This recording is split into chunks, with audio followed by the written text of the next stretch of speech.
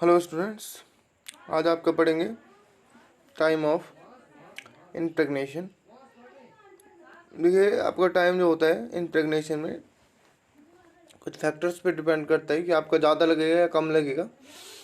तो आपका कब ज़्यादा लगेगा कब कम का लगेगा, ये चीज़ हम आपका इसमें पढ़ेंगे कि आपका प्रेगनेशन, आपका जो इम्प्रेग्नेशन में टाइम का जो रूल है वो किस टाइप से हमें फॉलो करना है। तो देखिए, सबसे पहले आपका जो फैक्टर है वो है size and type of tissue. उसके बाद आपका है क्लियरिंग एजेंट एम्प्लॉयड, और लास्ट है आपका वैक्यूम एम्बेडिंग ओवन। तो देखिए, आपका सबसे पहले size and type of tissue. The thicker the tissue, the longer will be the time required for wax to penetrate to the center. In addition, a thick tissue has more of clearing agent, so more changes of wax are necessary to remove it. If even a small amount of clearing agent remains with the wax, this will cause crystallization and produce crumbling of the section during cutting. The type of tissue is also important, since bone, skin, CNS needs twice as long as soft tissue like liver. Tissue like muscle and fibrous tissue tends to over harden and become brittle in wax bath. So the time for impregnation must be kept to a minimum.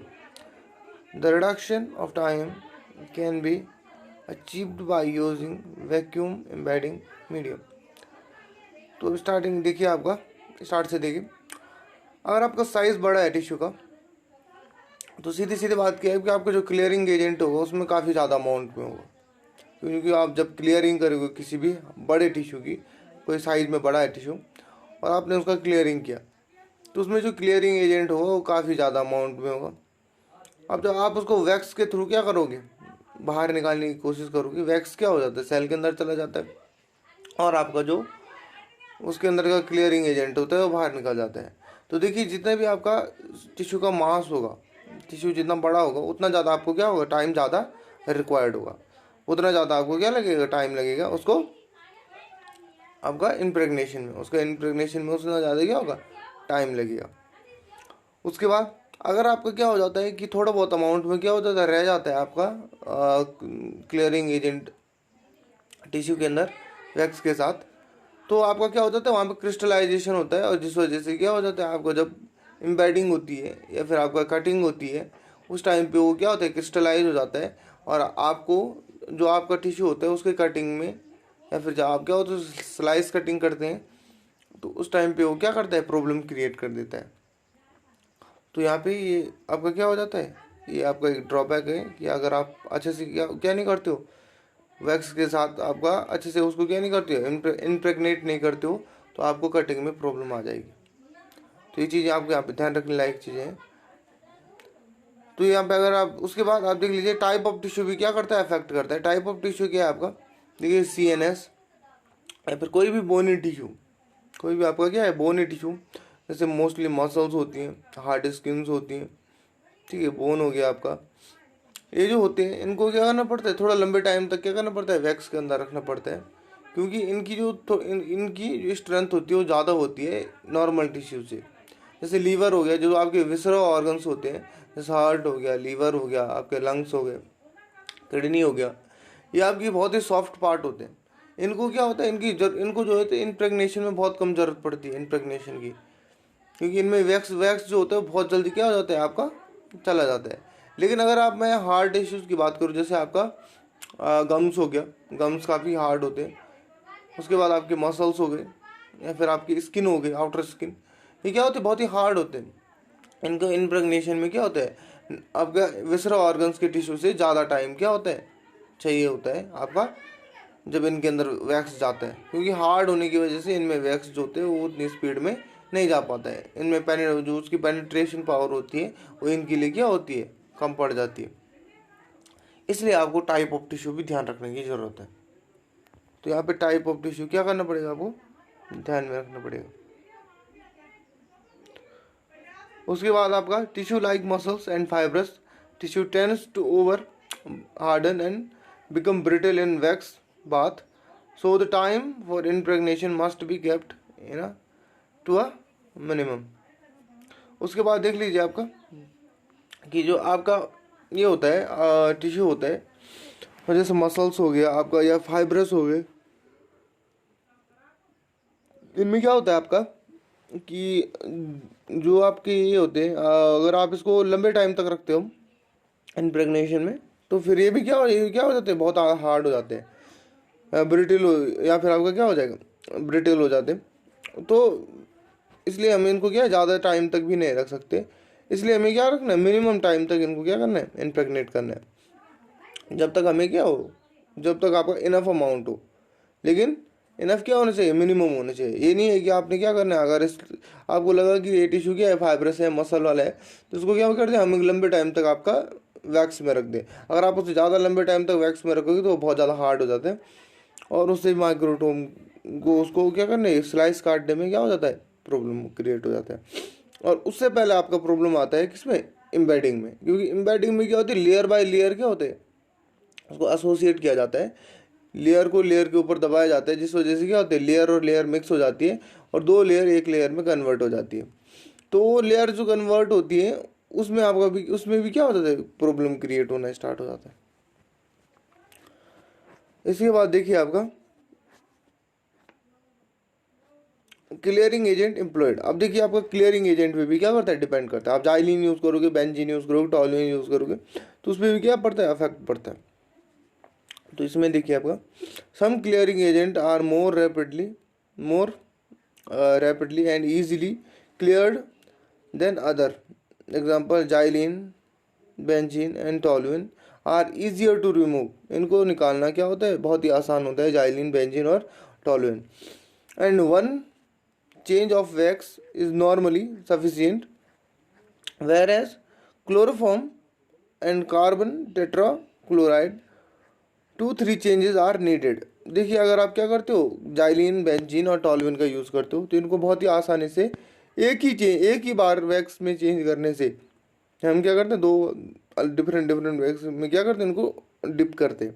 तो आपका इसमें जब आप benzene और xylene और toluene आपका इस type के एजेंट अगर आप क्लियरिंग एजेंट में आपने यूज़ किए हैं, तो सिर्फ आपको एक बार वैक्स चेंज करने की ज़रूरत पड़ती है। लेकिन अगर आपने किसका यूज़ किया है, क्लोरोफॉर्म का यूज़ किया है, या फिर टेट्राक्लोराइड, आपका कार्बन टेट्राक्लोराइड का यूज़ किया है, तो आपको 2-3 चेंजेस की ज़रूरत पड़ जाती है, क्योंकि इनको रिमूव करना थोड़ा मुश्किल होता है। यानी कि जो आपके लिए सबसे बेटर होता है वो कौन सा यूज़ करने के लिए होता है, जाइलिन, बेंजीन और टॉलुइन। ये जल्दी आपके क्या हो जाते हैं, रिमूव हो जाते हैं। तो इससे भी क्या पड़ता है, आपका टाइम पे अफेक्ट पड़ता है। यानी कि सीधे अगर जाइलिन और बेंजीन एंड टॉलुइन अगर आपने क्या किया है, यूज़ किया है, तो आपको आपको क्या है, आपको जो आपका जो इम्प्रेगनेशन का टाइम हो बहुत शॉर्ट होगा। और अगर आप क्लोरोफॉर्म का यूज़ कर रहे हो तो या फिर कार्बन टेट्राक्लोराइड का यूज़ कर रहे हो, तो आपको जो होता है टाइम थोड़ा लॉन्ग देना पड़ेगा as compare xylene and benzene. उसके बाद आपका clearing agent employed. Some clearing agent are more rapidly and easily cleared than other. Xylene and toluene are easier to remove, and one change of wax is normally sufficient, whereas the chloroform and carbon tetrachloride 2-3 changes are needed. ये आपका सवाल दे दिया इन्होंने। Last वाला देखिए आपका use of vacuum embedding oven. With the use of normal paraffin oven, 2 changes of paraffin wax for a period of 4 hours are needed, but by using vacuum embedding oven, this time may be halved. अब देखिए आपका क्या होता है, अगर आप vacuum embedding oven का use कर रहे हो, आपका ओवन क्या है, इसमें क्या होता है, हीट होती है। देखिए हीट में क्या होता है, जो वैक्स होता है वो स्पीड में क्या होता है आपका जाता है। लेकिन मैंने आपको क्या बताया था कि जो यहाँ पे टेम्परेचर होता है वो फिक्स आपको क्या करना पड़ता है, 55 डिग्री टू 60 डिग्री आपको फिक्स करना पड़ता है। तो वो जो टेम्परेचर है उसके साथ अगर प्रेशर मिल जाए, जो आपको क्या होता है वैक्यूम मिल जाए अगर उसको, तो क्या होता है उसकी जो पेनिट्रेटिंग पावर हो जाती है वो थोड़ा बढ़ जाती है। तो इसलिए यहाँ पे क्या हो जाता है, जो आपका नॉर्मल पैराफिन ओवन होता है उनके अंदर ना रख के अगर हम आपका वैक्यूम एम्बेडिंग ओवन यूज़ करें तो इसके अंदर क्या होता है, एक प्रेशर मिलता है जिस वजह से जो वैक्स की पावर होती है अंदर आपका सेल को पेनिट्रेट करने की वो बढ़ जाती है, और हमारा जो टाइम होता है वो लगभग क्या हो जाता है, हाफ हो जाता है। और यानी कि अगर आपको 4 घंटे अगर आपका पैराफिन ओवन में लग रहे हैं, पैराफिन ओवन हम नॉर्मली यूज़ करते हैं, तो पैराफिन ओवन में अगर 4 घंटे लग रहे हैं तो आपको अगर अगर आप वैक्यूम एम्बेडिंग ओवन यूज़ करोगे तो आपको सिर्फ 2 घंटे लगेंगे। टाइम लगभग क्या हो जाता है आपका, हाफ हो जाता है।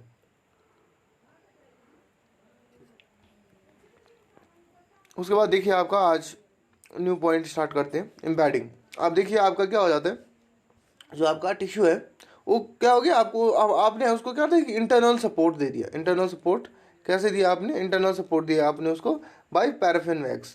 आपने पैराफिन वैक्स में उसको एम्बेड किया, और सॉरी एम्बेड नहीं, डिप किया, और आपका वो क्या हो गया उसके अंदर पैराफिन वैक्स चला गया, तो उसको क्या मिल गया, इंटरनल सपोर्ट मिल गया, हार्ड हो गया थोड़ा टिश्यू, उसको थोड़ा हार्डनिंग दे दी हमने, ताकि हमें क्या हो माइक्रोटोम में उसको काटने में ज़्यादा प्रॉब्लम ना हो। अब आ जाता है एम्बेडिंग। एम्बेडिंग में क्या है, एम्बेडिंग की जो आपका जो ऑब्जेक्टिव होते हैं वो क्या होता है, जो टिश्यू की क्या होते हैं आपके जो सेल्स होते हैं उनको हम क्या करते हैं, फ्लैट फॉर्म में लाते हैं।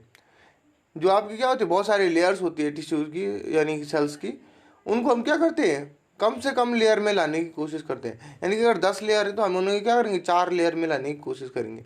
उससे क्या हो जाता है, उसका जो एरिया होता है वो बढ़ जाता है, लेकिन जो आपका क्या होता है उसकी जो थिकनेस होती है वो थोड़ा क्या हो जाती है, कम हो जाती है। और जो सेल्स होती हैं उनको हम ओरिएंटेशन, उनका जो ओरिएंटेशन होता है वो थोड़ा क्या हो जाता है, चेंज हो जाता है। तो एम्बेडिंग में देखिए, it is orientation of tissue is melted paraffin which when solidifies provides a firm medium for keeping intact all part of tissue when section are cut। अब देखिए आपको इसमें क्या है, इसके दो बेनिफिट है आपके। एक बेनिफिट है आपका, ये क्या करता है आपके जो सेल्स को होता है ओरिएंटेशन देता है, साथ में आपका इसके बाहर क्या यूज़ करते हैं हम, जब हम इसको इन्वाइट करते हैं तो इसके बाहर हम लगाते हैं आपका पैराफिन वैक्स। कैसा, सॉलिड पैराफिन वैक्स। तो वो सॉलिड पैराफिन वैक्स क्या करता है, इसको आउटर सपोर्ट देता है। आउटर सपोर्ट देने की वजह से क्या होता है, माइक्रोटोम में जब हम इसको काटते हैं तो हमें किसी भी टाइप का क्या नहीं होता है, प्रॉब्लम नहीं होता है। तो इसका यहाँ पे क्या है, बहुत ज़्यादा रोल है। अब आपका चलते हैं आगे, टाइप्स ऑफ मोल्ड्स। अब मोल्ड्स क्या होते हैं, देखिए डिफरेंट डिफरेंट टाइप के आपके कैसेट्स आते हैं जिनमें हम क्या करते हैं, एम्बेड करते हैं, या फिर टिश्यू ब्लॉक्स होते हैं जिनमें हम क्या करते हैं, टिश्यू रखते हैं। तो आपके सबसे पहले आपके दिखे डिफरेंट डिफरेंट टाइप के मोड्स देखेंगे आज। सबसे पहले देखिए आपका ल्यूकार्ड्स एल पीस। इसमें क्या होता है, एल शेप की आपकी क्या होते हैं, 2 पीस होते हैं, दिखाई दे रहे होंगे आपको, 2 प्लेट दिखाई दे रही होंगी। These are 2 L which are resting metal using brass which are resting on a flat metal और ग्लास प्लेट। देखिए किसी भी एक ग्लास प्लेट पे क्या होते हैं, 2 आपके एल शेप के पीस यूज़ करते हैं, और उसके बीच में क्या होता है, जो स्पेस बचता है वहाँ होता है, वो होता है आपका एम्बेडिंग बॉक्स, जिसमें आपका टिश्यू को जिसमें हम क्या करते हैं, टिश्यू को ऐड करते हैं। Compound embedding units consist a square shaped brass or metal plates in a series of interlocking plates। देखिए आपका यहाँ पे क्या होता है, आपका एक अंदर की तरफ क्या बन रहा है, एक बॉक्स टाइप का बन रहा है, कंसिस्ट देख लीजिए आपका ये बीच में आपका एक बॉक्स बन रहा है, प्लेट्स के बीच में 2 L शेप की प्लेट में बीच में एक स्क्वायर बनेगा, ठीक है, जो आपका ब्लॉक है, ठीक है। यहाँ पे आपका क्या होता है, टिश्यू हम रखते हैं। Other like plastic embedding blocks tissue tag system. जो आपकी क्या कुछ आपकी प्लास्टिक कैसेट्स होती हैं, जो मैंने आपको बताया था कि आपकी जो मैंने इसमें वो बताया था, जब मैंने आपकी डिफरेंट डिफरेंट टाइप की बताए थे कि जो आपके हिस्टोपैथोलॉजी के अंदर डिफरेंट डिफरेंट टाइप के इक्विपमेंट्स कुछ यूज होते हैं, उनके बारे में मैंने आपको एक वीडियो बनाया था, उसमें आपका वो क्लियर करा रखा है कि आपको जो कैसेट होती है वो किस टाइप की होती है, पैराफिन कैसेट। अब देखिए आपका techniques of casting, technique of casting देख लीजिए। Molten paraffin wax which is heated at a temperature 2 or 3 above the melting point is poured into the mold to an adequate depth so as to cover the thickest tissue block. The wax touching the mold will quickly from a thin semi-solid layer. Now introduce the tissue with a pre-warmed forceps to prevent the wax or to stick to it. The tissue is pressed in this semi-solid wax to orient in at the bottom of mold in a correct plane. अब देखिए मैं आपको direct casting बता देता हूँ कि casting कैसे करनी है आप लोगों को, ठीक है। देखिए हम क्या करते हैं, आपका इंटरनल सपोर्ट के लिए हम क्या करते हैं, इसको 2 और 3 डिग्री अब क्या करते हैं, मेल्टिंग पॉइंट से ज़्यादा गर्म करते हैं, यानी कि 55 पे इसका क्या होता है मेल्टिंग पॉइंट होते हैं, तो उसे 2-3 डिग्री अगर आप क्या करोगे ज़्यादा गर्म करोगे तो वो क्या हो जाता है आपका मेल्ट हो जाता है, जो पैराफिन वैक्स होता है मेल्ट हो जाता है। तो जो इंटरनल सपोर्ट होता है वो तो क्या हो गया मेल्टिंग के थ्रू देते हैं, और आउटर सपोर्टिंग हम इसमें देंगे। तो इसमें क्या होता है सेमी सॉलिड लेयर्स बनाते हैं आपका, किसकी सेमी सॉलिड लेयर बनती है आपकी पैराफिन वैक्स के। पैराफिन वैक्स क्या होता है लो, क्या होता है जब हम इसको क्या करते हैं हीट करते हैं तो धीरे धीरे क्या हो जाता है सॉफ्ट होता जाता है, तो इसको बोलते हैं आपका सेमी सॉलिड। तो यहाँ पे हम क्या करते हैं इस पर सेमी सॉलिड लेयर बनाते हैं किसकी, आपकी वैक्स की। उसके बाद आपका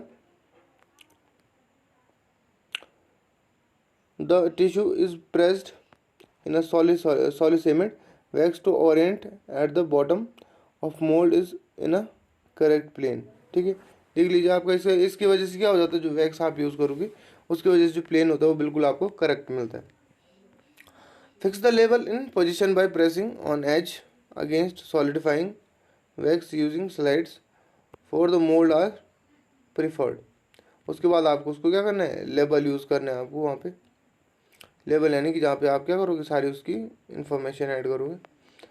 as soon as film of solid wax is formed on the surface the whole block with mould are submerged in cold water at 20 degree centigrade. If this is not done there will be crystallization of wax using ice water to do initial cooling will also cause the block to crack। अब इसमें देखिए ये point काफ़ी आपका क्या important है आपका। As soon as film of solid wax is formed on surface, जो आपकी क्या होगी सॉलिड वैक्स की क्या होगी आपकी सरफेस पे क्या होगी लेयर फॉर्म होगी। The whole block with mould are submerge in cold water in 20 degree centigrade. उसके बाद हम उसको क्या करते हैं 20 डिग्री सेंटीग्रेड में हम क्या उसको डाल देंगे, जिससे क्या हो जाएगा आपका जो आपका ये होगा वैक्स होगा वो क्या हो जाएगा सरफेस को कम्प्लीटली क्या कर देगा चारों तरफ से क्या देगा, जो सेमी सॉलिड कंडीशन में रहता है वो 20 डिग्री पे, तो क्या हो जाएगा पूरे ब्लॉक को क्या कर देगा कवर कर देगा। If this is not done there will be crystallization of wax using ice water to do initial cooling will also cause the block to crack। अब क्या होता है यहाँ पे, अब आपका क्या होता है ये क्या होता है कभी कभी क्या हो जाता है wax crystallization, if this is not done there will be crystallization of wax. Wax में क्या हो जाता है क्रिस्टलाइजेशन हो जाता है, तो उसके बाद हम क्या करते हैं आपका आइस वाटर का यूज़ करते हैं, जिससे क्या होता है आपका इनिशियल कूलिंग कर देते हैं उसकी, और आपका जो होता है ब्लॉक क्या हो जाता है क्रैक हो जाता है। आपका जो ब्लॉक हो जाएगा वो क्या हो जाएगा आपका क्रैक हो जाएगा।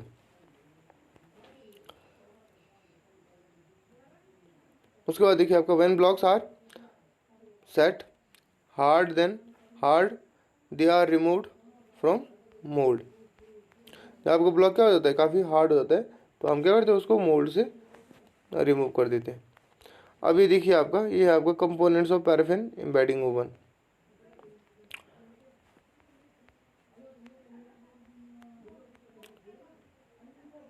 ये देखिए आपका वैक्यूम पैराफिन एम्बेडिंग बाथ, इसमें आपको क्या करते हैं, आपका हीट करते हैं। और ये आपका tissue processor, automatic tissue processor होता है आपका। इसमें देखिए आपका, यहाँ पे मैं आपको समझा देता हूँ आपको। देखिए ये पैराफिन वैक्स जो आपका, यहाँ पे देखिए आपका, ये आपका जो पैराफिन वैक्स है ये किस टाइप से आपके क्या करता है, टिश्यू को क्या कवर कर रहा है, साथ में प्लेन भी बना रहे हैं। अपर और लोअर पार्ट में क्या करेगा, दोनों साइड क्या करेगा, आपका प्लेन क्रिएट करता है ब्लॉक के अंदर। तो इस टाइप से ये क्या करता है, टिश्यू को सपोर्ट करता है चारों तरफ से। मेन जो आपका एम्बेडिंग का मेन आपका जो फोकस होता है वो क्यों, तो फोकस होता है कि आपको जो टिश्यू हो उसको क्या हो, आउटर सपोर्ट मिले। आउटर सपोर्ट जब उसको पैराफिन वैक्स देता है तो क्या हो जाता है, उसको काटने में प्रॉब्लम नहीं होती है। मेन जो हमारा फोकस है वो क्या है, माइक्रोटोमसिस की स्लाइस कटिंग, 4 माइक्रोन तक की कटिंग करनी है स्लाइस की। तो उसके लिए हमें क्या करना पड़ेगा, टिश्यू को हार्ड भी बनाना पड़ेगा और इतना हार्ड भी नहीं करना है कि आप माइक्रोटोमसिस से काट ना पाओ। इसलिए हम क्या करते हैं, पैराफिन वैक्स का काम करते हैं, वैक्स का यूज़ करते हैं। और वैक्स क्या होता है, बहुत ही सॉफ्ट होता है, बट टिश्यू को पूरी तरह से क्या करते हैं, आपका सपोर्ट करता है, आउटर और इंटरनली दोनों तरफ से। तो इस टाइप से हम इसको क्या करते हैं, आपका ब्लॉक के अंदर ऐड करते हैं। ये हमने यहाँ पे क्या कर दिया, इसको ऐड कर दिया। यहाँ पे देखिए आपका फोर्सेप्स के थ्रू हमने क्या किया, इसको ऐड किया। उसके बाद टिश्यू आपका ब्लॉक के अंदर आ गया। फोर्थ में देखिए आपका प्लास्टिक मोल्ड, ये प्लास्टिक मोल्ड है आपका। और इसके बाद देखिए आपका ये पैराफिन। उसके बाद हम इसको क्या करते हैं, एम्बेड कर देते हैं। इसके लिए क्या दिया है, एम्बेडिंग के लिए मशीन होती है एम्बेडिंग। उसके बाद देखिए आपका कुछ टिश्यू आपका कुछ इस टाइप से क्या होते हैं, बन जाते हैं आपके, किसकी वजह से, आपका पैराफिन वैक्स के अंदर। उसके बाद इनका क्या किया जाता है, स्लाइड्स को काटा जाता है। बाकी हम आपका एक कल पढ़ेंगे आपका कि आपका जो टिश्यू पैराफिन वैक्स होता है वो किस टाइप से उसको आगे क्या करता है, आपका सपोर्ट करता है। और आपका माइक्रोटोम में उसको किस टाइप से क्या किया जाता है, फिर काटा जाता है। तो एम्बेडिंग वाला पार्ट है जो आपका, इसमें आपका क्या होगा, एम्बेडिंग करने के बाद हम इसको क्या करते हैं, स्टेन करते हैं। माइक्रोटोम में काटने के बाद क्या करते हैं, उसके बाद इसमें 2-3 प्रोसेस होते हैं जो आपके रिपीट होते हैं। जैसे आपका क्लियरिंग प्रोसेस, क्लियरिंग के बाद क्लियरिंग नहीं, हाइड्रेशन प्रोसेस, हाइड्रेशन करना पड़ता है। जिसकी वजह से क्या होता है, जो पैराफिन वैक्स होता है तो वो क्या हो जाता है, बाहर आ जाता है। और जो आपका वाटर होता है वो फिर से क्या हो जाता है, टिश्यू के अंदर चला जाता है। क्योंकि जब हम स्लाइस काट देते हैं तो उसके बाद हमें ज़रूरत नहीं पड़ती किसकी, पैराफिन वैक्स की। पैराफिन वैक्स की जो हमें ज़रूरत थी वो की थी, हार्डनिंग के लिए थी। और हार्डनिंग सिर्फ और सिर्फ किसके लिए चाहिए थी, माइक्रोटोम की कटिंग के लिए। तो माइक्रोटोम से कटिंग के बाद पैराफिन को हम क्या करते हैं, रिमूव करते हैं बाय हाइड्रेशन। और उसके बाद हाइड्रेशन के बाद हम क्या करते हैं, आपके फिर से उस वाटर को भी क्या करते हैं, रिमूव कर देते हैं आफ्टर स्टेनिंग। तो उसके लिए भी हम क्या करते हैं, आपका फिर अल्कोहल का यूज़ करते हैं। तो यहाँ पे डिहाइड्रेटिंग एजेंट अगेन यूज़ करते हैं। तो ये सारी चीज़ें हम आपका आगे पढ़ेंगे। तो आज के लिए इतना काफ़ी है, इतना पढ़ लीजिएगा। Okay, thank you.